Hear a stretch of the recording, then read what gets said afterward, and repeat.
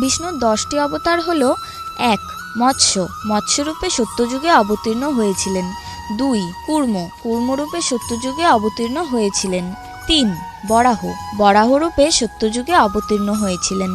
4. নৃসিংহ, নৃসিংহরূপে সত্যযুগে অবতীর্ণ হয়েছিলেন। 5. বামন, খর্বপায়ে বামন রূপে অবতীর্ণ হয়েছিলেন ত্রেতাযুগে।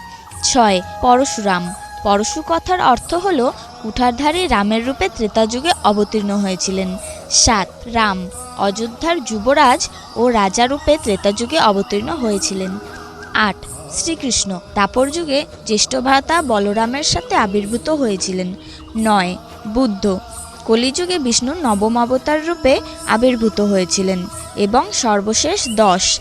কল্কি, এই ভবিষ্যৎ অবতার কল্কি যুগের শেষ পূর্বে অবতীর্ণ হবে বলে মনে করে হিন্দুরা। ভিডিওটি ভালো লাগলে চ্যানেলটিকে সাবস্ক্রাইব করুন।